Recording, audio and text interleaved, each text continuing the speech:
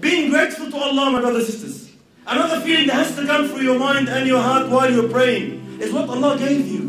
What Allah deserves, subhanahu wa ta'ala. Forget about His feet, forget about His love. Allah subhanahu wa ta'ala gave us so much ni'am, so much gifts, subhanahu wa ta'ala, He gave us. Don't you feel gratitude? Don't you feel ashamed? Don't you feel shy? Allah gave me everything I have. Allah gave me everything I'm enjoying. And I can't prostrate my forehead before Him and thank Him properly. I can't give Him some time of my day and say, thank you Allah for what you're giving me. This is why Muhammad sallallahu alayhi wa sallam was not praying like us. He was not praying thinking, I have to pray, I have to offload my salah. He was praying tahajjud at night. Aisha, his wife radiallahu anha, narrates. She goes, Muhammad sallallahu used to pray at night so long until his feet would crack and sweat. His skin would crack sallallahu alayhi wa sallam from long standing in salah. فقلت له لما تصنع هذا يا رسول الله وقد غفر الله لك ما تقدم من ذنبك وما تأخر. Why are you doing so much, Prophet of Allah, when Allah has forgiven your sins? You know, she was thinking like, subhanallah, she's higher than all of us, of course, but the same thought comes. Imagine if I say to you, brother, you're going for Firdaus al-A'la, don't worry about it, what will happen? We'll end up clapping every day, no one will start praying. But Muhammad sallallahu alayhi wa sallam, although he knew, khalas, let's see, salah, you know, Jannah is guaranteed, the highest ranks. Never prepare for hellfire touching sallallahu alayhi wa sallam. He knows he's in the highest ranks. But yet, he used to pray so long. So Aisha was confused. Why are you doing so much? Let's rest. So he said, look at the hadith. قَالَ أَفَلَا أُحِبُّ أَنْ أَكُونَ عَبَدًا شَكُورًا. Shouldn't I wish, shouldn't I want to be a thankful slave of Allah subhanahu wa ta'ala? I want to thank Allah. I feel this gratitude.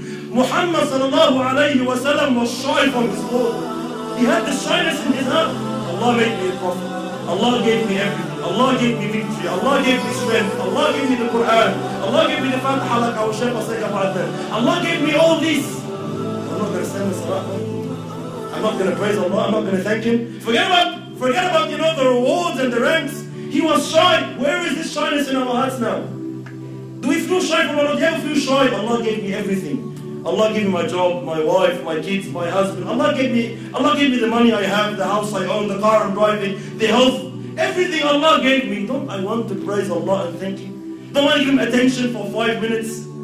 Wallahi, it's a shame. These feelings, wallahi, if before the salah you spend 5 times thinking of these feelings and meanings, your salat will be on different levels completely. You will reach different levels completely in your salat. Just think of these meanings. Gratitude, belittle yourself before Allah. Who am I? Who am I standing before Allah? I'm not even the weight of an ant. In the universe, where do we stand, my brothers and sisters?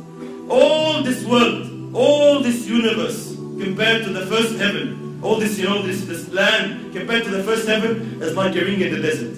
The first heaven to the second heaven is like a ring in the desert. A ring in the desert. The third heaven to the fourth heaven like a ring in the desert. And as such, and as such. And all the heavens compared to the arsh of Allah is like a ring in the desert. All this universe is nothing compared to Allah subhanahu wa ta'ala. It's nothing compared to Allah. Where are you on scale? Where are you? You are nothing. Who are you? Allah allows you to stand before Him. You must feel, you must believe in yourself. Say, Allah gave me this opportunity. How can Allah grasp it? How can I take it? How can I use it properly? I'm standing before Allah. I belittle myself. I belittle my a'mal. Never ever ever pray and feel that Allah owes you something. Never ever pray and think, you know what, Allah, I've prayed in the mosque 5 times salah for the past 5 years. I deserve. You don't deserve nothing. You know, you don't deserve nothing. Allah subhanahu wa ta'ala gave you the willpower. Allah subhanahu wa ta'ala strengthened you. He gave you the tawfiq to come and pray, to start your salah. Millions of people outside there want to pray. Maybe they have an intention to pray. Allah does not help them and support them. Allah allowed you. Allah gave you. So you belittle yourself. Don't say, I've done heaps. No. Don't say, I've been praying, I've been doing. Don't think like that. Allah subhanahu wa ta'ala allowed me. My a'mal are so little compared to what Allah gave me. My brother's a'alim was once saying, if I was to put your eyes on the market, how much would you pay to get your eyes back? If someone comes and says, I'll give you $1 billion, give me my eyes. Give me your eyes. Would you give him? $1 million. So what do we do with the billions? You take my eyes, I'm not going to do anything in life. Thank you, give your billions. Allah subhanahu wa ta'ala gave you ni'am. They are, subhanallah, they are priceless. Don't you want to, you know, don't ever pray and think, I've prayed Allah enough. I've worshipped Allah enough. Never. I've worshipped Allah and I admit, Ya Allah, I confess my shortcomings.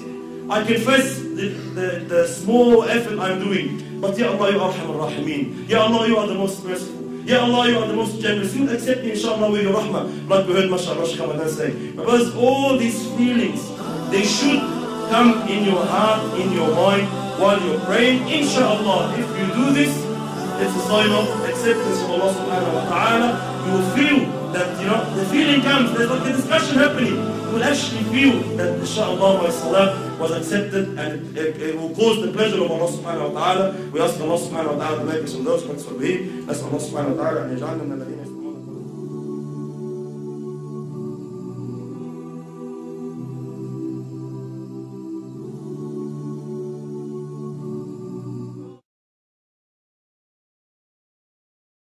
Do we love Allah? Do you miss Allah subhanahu wa ta'ala? The burden of this dunya, buying, selling, marriage, wife, kids, husband, all this, the trouble. Rasul wanted to be with Allah. He missed Allah, he loved Allah subhanahu wa ta'ala. Do we love Allah? Do we love Allah?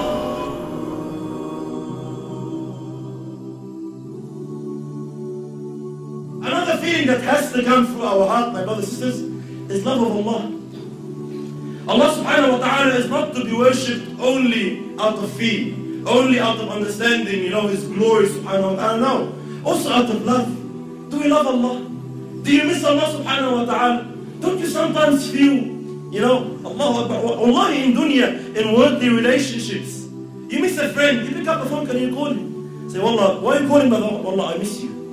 Wallah, it's been a while, we didn't catch up. Let's go have a feed somewhere. SubhanAllah, we always have these feelings with human beings. Lovers, subhanAllah, a male and a female, a husband and a wife, Islamic environment, a husband and a wife. The guy is overseas, he hasn't seen his wife in a long time. He picks up the phone and, with no exaggeration, he is really enjoying the phone call. He doesn't want the time to end, theoretically speaking.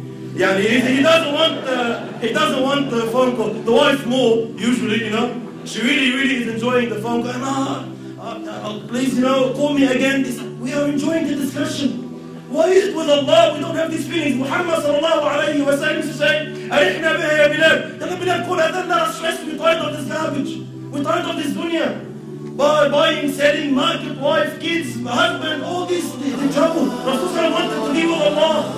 He missed Allah. He loved Allah subhanahu wa ta'ala. The Sahaba learned from him. They said this on sallallahu alayhi wa sallam. The story of Abdullah ibn Amr radiallahu ta'ala anhu, a young man, but many of the youth here, mashallah. A young man, in narrations, the difference between Abdullah ibn Amr's age and his father, Amr ibn al-As, was around 11 years. I know it sounds weird, but this was the tradition then. So Amr ibn al-As, his father, had his son when he was 11 years old. Abdullah ibn Amr. So they were like father and son, but there was only like an 11-year gap between them. So very, very, very close to one another. So Abdullah ibn Amr radiallahu anhu was a abid. He was the worshipper of Allah. No mucking around, no joking, fasting every day, tahajjud every night, all night. Fasting in the morning, Allahu Akbar. Dhikr of Allah, ibadah, da'wah, ilm, name it. He was one of these youth that dedicated themselves to Allah to the extent that his father had to force him to marry. He's one of those people that the father had to actually, now get married. And it wasn't because of work or because he had the haram. No, he was dedicated to Allah. He didn't have time to think of these things. SubhanAllah. They don't exist in our time. So Abdullah ibn Amr radiallahu anhu was forced to get married. Allahu Akbar. I want you to imagine the feeling going through a young man's heart on his wedding night. What do you think of? Our youth are smiling, I know. Your wedding night, the first night, that's it, And for them, he didn't have he didn't meet his wife for 10 years beforehand. No. It's the first time to see his wife. It's the first time to actually, probably see a female in Medina. He actually is seeing, they're full of shahwat, they were true men, they're full of desire. And Abdullah ibn Amr radiallahu anhu says to his new wife, Allahu Akbar, please allow me to pray 2 rakat. Allow me to pray 2 rakat. In this time, he's thinking of Allah. In that time, we pray. I don't want to speak about myself, but people that pray Isha on that night, they probably pray 5 rak'at, 3 rak'at. You can't think properly. Abdullah ibn Amr radiallahu anhu, in this time, He's remembering Allah. He's focused on Allah. SubhanAllah, he's there, emotion. He's saying, please allow me to pray. How can I spend the night? Not that. He wants to pray salah. He starts praying and takes off. Forgets about his wife, forgets about his newlywed, mashallah, dressed up for him beside, he's praying until Adhan al-Fajr. He forgets his wife in the first wedding night till Fajr. And then Fajr time comes, he's not going to miss his fasting because he's newly married. No way! He goes, sorry, tomorrow inshallah. Next day, same thing. Allow me to pray 2 rak'at. Forgets again. Third day, same thing. Forgets again. 3 days, the wife is there, he's there, nothing happened. SubhanAllah, Amr ibn al-As, the father, comes. He wants to check on his daughter-in-law. He goes, mashallah, how's my son? Give Abdullah my. She goes, wallahi, ni'ma zawj. What a man you've brought up, Allahu Akbar. لم يفتش لنا كنفا ولم يطأ لنا فراشا. I don't know, you know better. I'm still in bed waiting, nothing happened. So Abdullah ibn Amr ibn al-As grabs his son from his, he grabs it from his abaya and takes him to Muhammad and says, deal with this guy, I can't deal with him anymore. So Muhammad says to him, no, you fast 1 day on, 1 day off, you don't pray tahajjud all night, a portion of the night you pray, a portion you sleep, your family has a right, your wife has a right, deen has a right. He gives him the balance. But look at them, forget about the story. The man forgot his wife because of salat. Have you ever forgot anything because of salat? Anything. Anything in your life. Did you forget anything in your life because of salat? We forget salat, yes. I mean salat, I don't know, ruku, sujood, 1 rak'ah, 2 rak'ah, yes. But did you ever forget something because of salat? Very, very rare. So my brothers and sisters, it's all about this love. If I love Allah, it's an opportunity. Allah is speaking to me. I'm talking to Allah subhanahu wa ta'ala. Take it, grasp it. How much time is left? Huh? No, Allahu Akbar. So subhanallah, it's these feelings, they have to go through the heart.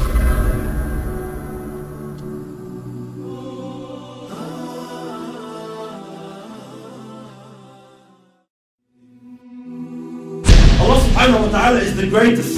He does not need your ibadah, does not need your concentration. Allah is not waiting for your charity. Allah's kingdom and dominion does not increase with your dhikr and tasbih and ruku' and sujood. We need Allah. We need Allah. We need Allah.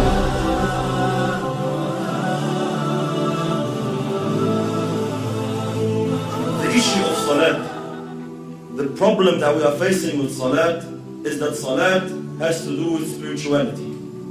It has to do with feelings that come through your heart and thoughts that come through your mind.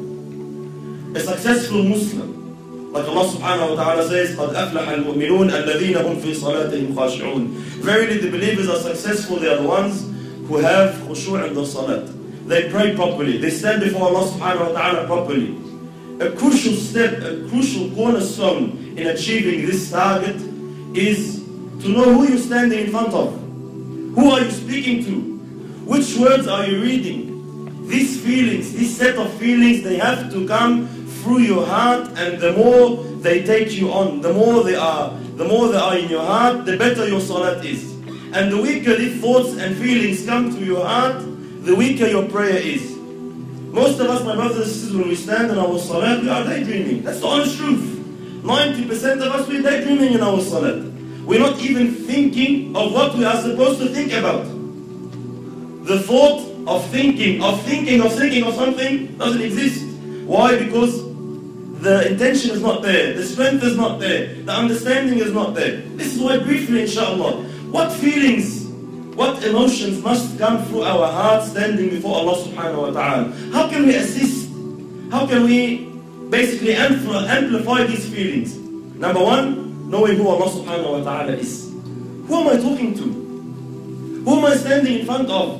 Allah subhanahu wa ta'ala, my brothers and sisters, does not need us. Allah subhanahu wa ta'ala is the greatest. He does not need your ibadah, does not need your concentration. Allah is not waiting for your charity. Allah's kingdom and dominion does not increase with your dhikr and tasbih and ruku' and sujood.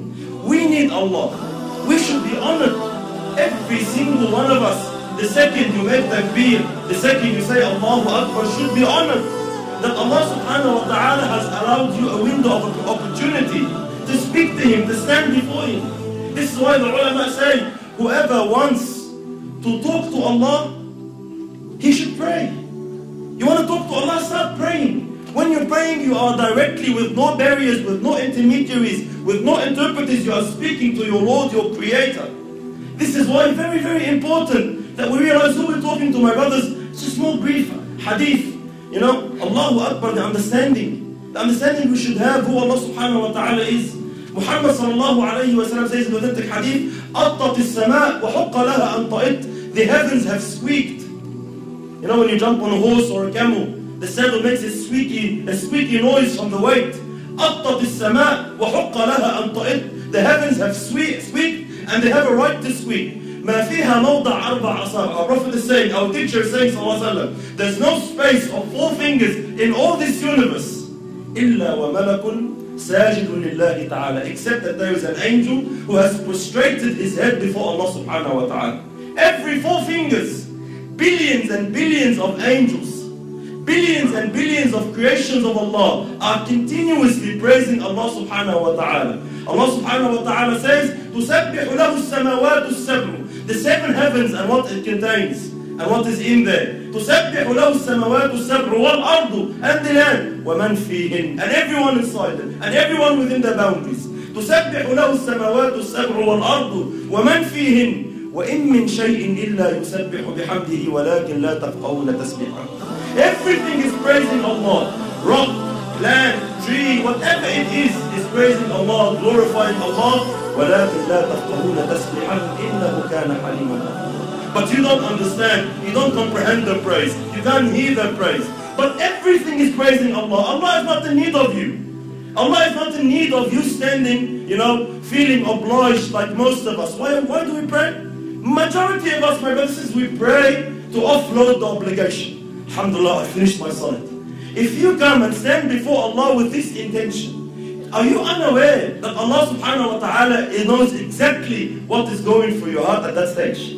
When you come and say, you know, I just want to get dhuhr over and done with.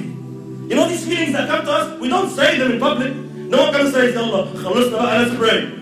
No one says that. No one says to his man, get over and done with, khalasna. We say, let's go pray over in my heart. Allah, please, let's go over and done with. This feeling that I'm praying just to offload the burden of salat is not the right feeling you should have. You should be honored, my brothers and sisters, wallahi, in issues of dunya.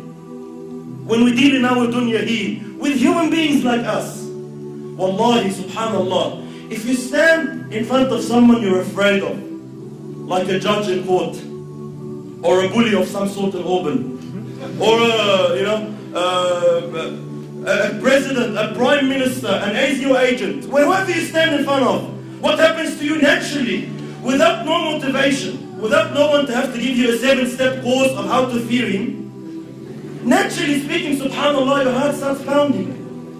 You feel something. When you stand in front of the judge and he's about to announce the decision whether you'll got 15 years in jail or not, your heart starts pounding naturally. No one needs to give you a course. Why? Because we are aware who this person is. I know who he is. I know what authority he has. I know what he can do. I know what he can decide now. He can wreck my life. And because I know this, naturally the feeling, the emotion comes naturally. The problem is when we deal with Allah, these feelings do not exist. You stand before Allah and you're daydreaming. We all know Allah knows what's in your heart. يَعْلَمُ السِّرَّ وَأَخْفَى. But it does not move anything in you. Every blue moon, every now and then, maybe in Ramadan when you're feeling down, something that, you're going through trouble with your family, you want to get married, you get some emotion. Other than that, our salat is just far off where it should be. Why? We are unaware who you are standing in front of. The understanding that Allah now subhanahu wa ta'ala has allowed you to speak to Him. Wallahi, my brothers and sisters, wallahi, we see Muslims in this dunya. They get to meet a sinner. Let's say an actor or an actress or a pop star of some sort. And they are so overwhelmed by the fact that they had an opportunity to get his signature or her signature. They're just so overwhelmed. They would say, they'll be speechless. I'm actually standing in front of you, I can't believe it. And they'll be so, they'll be so touched That, he's allowed them 5 minutes of his time. We have these feelings with mashayikh even. Sometimes the super sheikh comes from overseas, and we find all the boys and Allah Akbar, I'm giving him salam, I can't believe it. Subhanallah, every time I see such a situation, it always reminds me of Allah. Subhanallah, who is this person? Regardless, all ranks preserved. Who is this person? The Shaykh once said, imagine if you were to meet Muhammad sallallahu alayhi wa sallam, what would you feel? Imagine if Rasulullah sallallahu said, I'll give you 5 minutes of my time, come meet me. What would you think? Would you daydream? Would you be sitting with Rasulullah thinking of your wife? Would you be sitting in front of Muhammad sallallahu alayhi wa sallam thinking about work? No way on earth. Why? Prophet of Allah is he. You'll be taken. You'll be absorbed in the discussion. But subhanallah, we stand before Allah every day 5 times daydreaming. Why? We are unaware who Allah subhanahu wa ta'ala is. And how patient is Allah? How merciful is Allah subhanahu wa ta'ala, my brothers? Imagine Allah subhanahu wa ta'ala knowing, seeing what's in your heart. He gave you everything. He gave you the wife you're busy with. He gave you the husband you're busy with. He gave you the job you're thinking of. He gave you everything you're thinking about that's distracting you from Him. And He knows that, and He is patient with you. He is Halim subhanahu wa ta'ala. He still accepts you. He still allows you. Subhanallah, imagine a prime minister allows a peasant to come and meet him for 5 minutes. Says, all right, you have problems, come. I'll allow you to meet the prime minister. But the peasant comes, he enters the office, and he starts playing with things around in the office, forgets about the prime minister. What will happen to this guy? He'll be banned. You will never ever have a chance to meet the Prime Minister again. Why? You're an idiot. We allowed you the chance, we opened the door for you, and you don't want to present your situation. You don't want to say anything. You get busy with something else. Why did you come? Likewise, imagine Allah subhanahu wa ta'ala, the King of Kings, 5 times a day allows you an opportunity to speak to Him, to complain to Him, to beg of Him, to ask of Him, and you are daydreaming. And Allah subhanahu wa ta'ala still allows you. Allah doesn't ban you. Allah doesn't say, this guy is disrespectful. No, Allah is patient. Allah waits subhanahu wa ta'ala. You will understand. You will come back. So very, very important. Step on who Allah subhanahu wa ta'ala is.